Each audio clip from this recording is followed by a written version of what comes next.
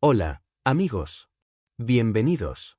En Enseñanzas Bíblicas hoy, exploraremos una de las historias más impactantes. En un mundo donde la fe debería ser un puente que une a las personas, muchas veces se convierte en un muro que las separa.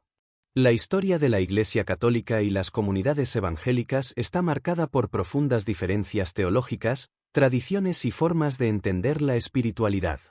Los católicos, con su rica herencia histórica y devoción a los santos, a menudo ven a los evangélicos como desprendidos de la tradición. Por otro lado, los evangélicos, con su énfasis en la Biblia como única autoridad, critican lo que consideran prácticas católicas alejadas de las Escrituras.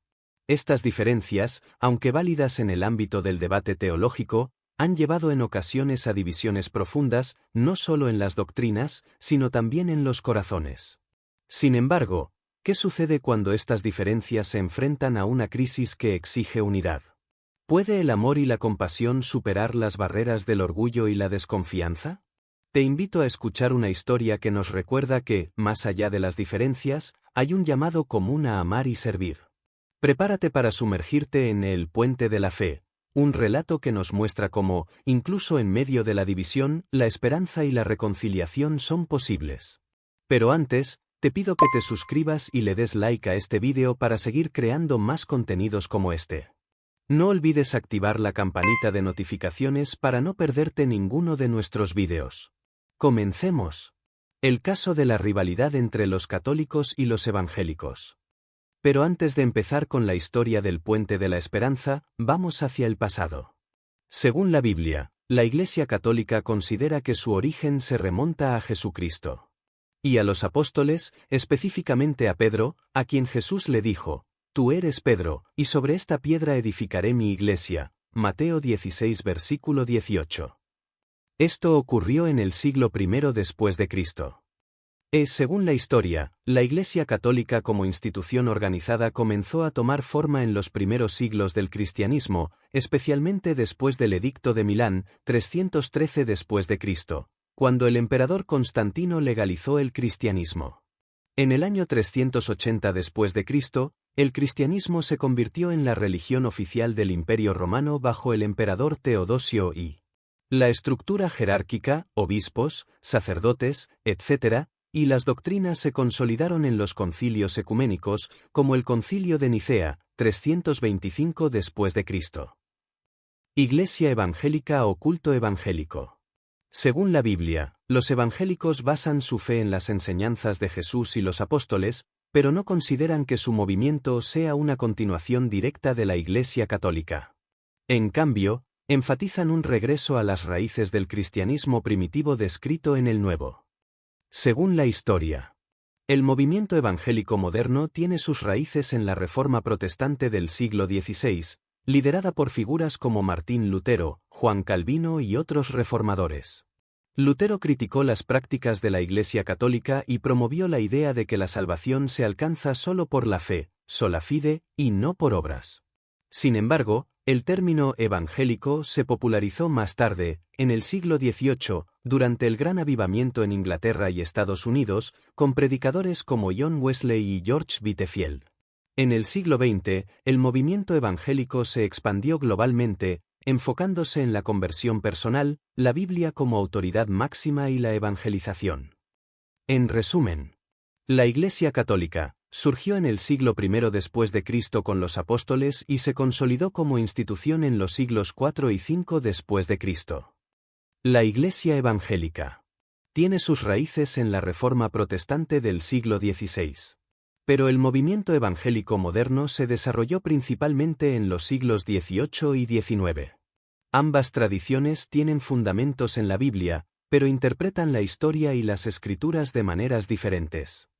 Sobre las Biblias católicas y las Biblias evangélicas.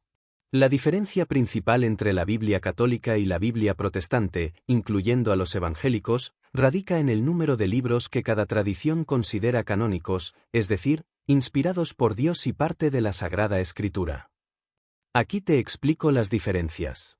Biblia católica. La Biblia católica incluye 73 libros, divididos en el Antiguo Testamento y el Nuevo Testamento. Estos libros se basan en la Septuaginta, una traducción griega del Antiguo Testamento utilizada en el judaísmo helenístico y en la Iglesia primitiva. Antiguo Testamento, 46 libros. Incluye los 39 libros que también aceptan los protestantes. Además, incluye 7 libros deuterocanónicos, llamados así porque su canonicidad fue discutida en la Iglesia primitiva. Tobías, Judith, Sabiduría, Eclesiástico, Sirácida, Baruch, Macabeos 1 y Macabeos 2. También incluye adiciones a los libros de Esther y Daniel, como la oración de Azarías y el cántico de los 3 jóvenes. El Nuevo Testamento, 27 libros. Es idéntico al de los protestantes, con los mismos 27 libros. Biblia evangélica, protestante. La Biblia evangélica incluye 66 libros, basándose en el canon hebreo, la lista de libros aceptados por el judaísmo rabínico. Antiguo Testamento, 39 libros. Incluye solo los libros que forman parte del canon hebreo.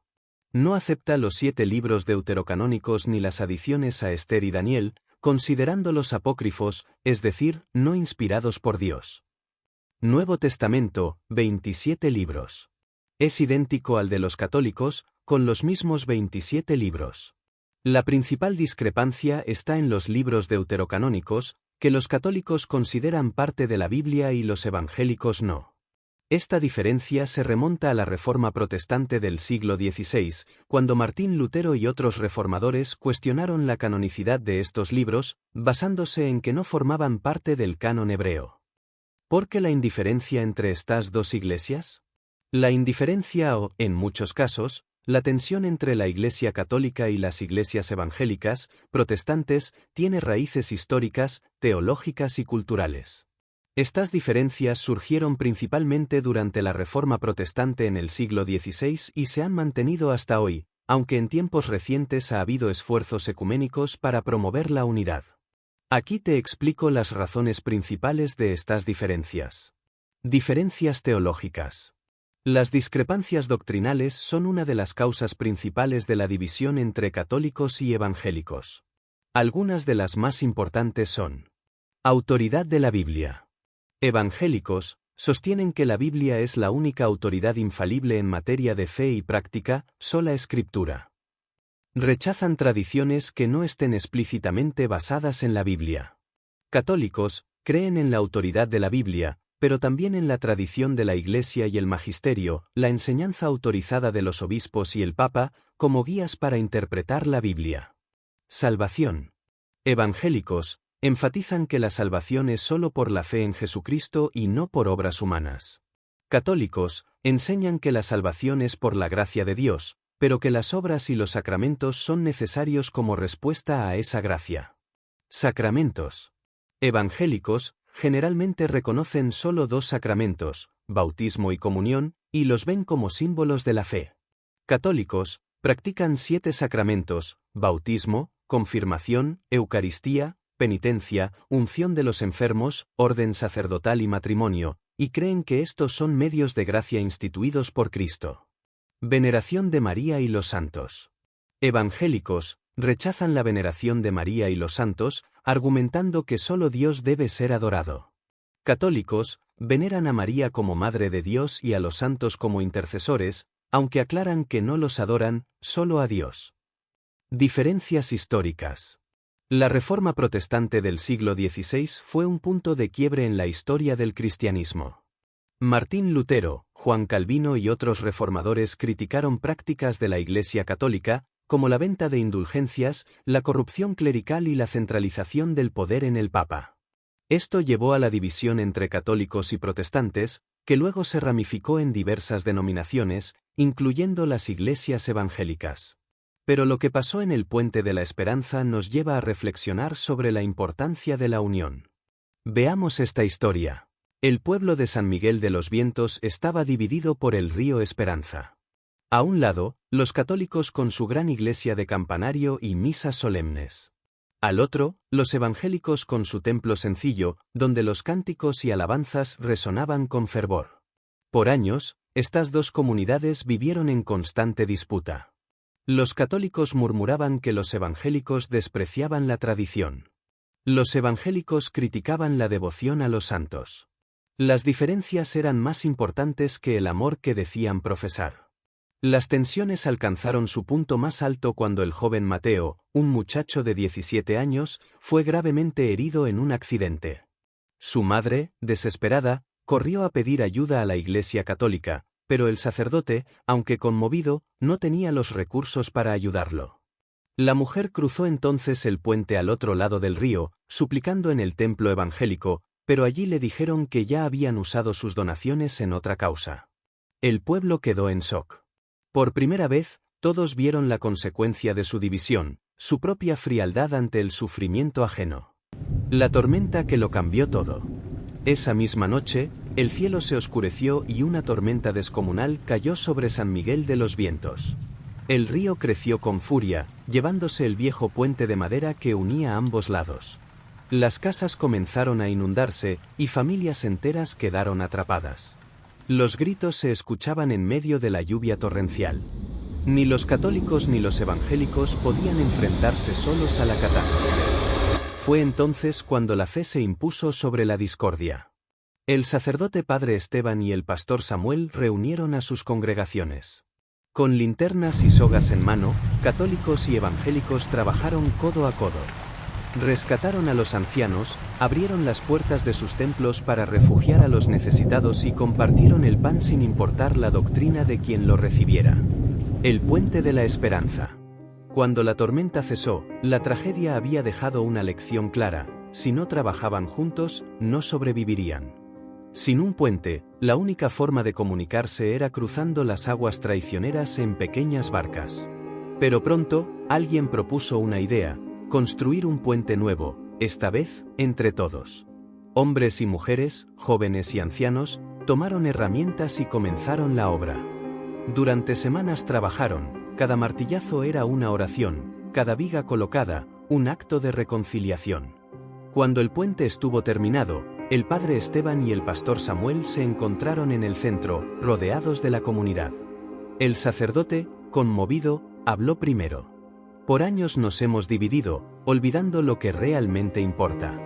El pastor Samuel asintió y leyó en voz alta: un cuerpo y un espíritu, como fuisteis también llamados en una misma esperanza de vuestra vocación, un Señor, una fe, un bautismo, un Dios y Padre de todos, el cual es sobre todos, y por todos, y en todos. Efesios 4, versículos 4 al 6. Las lágrimas brotaron de los ojos de muchos. Ese día comprendieron que, aunque sus caminos fueran distintos, todos eran hijos del mismo Padre. Y cuando el joven Mateo, ahora recuperado, cruzó el puente corriendo con una sonrisa, todos entendieron que Dios no habita en templos de piedra, sino en los corazones que saben amar. Desde entonces, el pueblo nunca volvió a ser el mismo. Gracias por ver el vídeo. Si esta historia ha tocado tu corazón, no te quedes callado. Nos encantaría leer tu opinión en los comentarios, saber qué te ha inspirado o cómo te has sentido. Si te gustó, no olvides darle like, compartir este vídeo con alguien que necesite escuchar este mensaje. Suscribirte y activar la campanita para que no te pierdas más historias que inspiren y transformen vidas.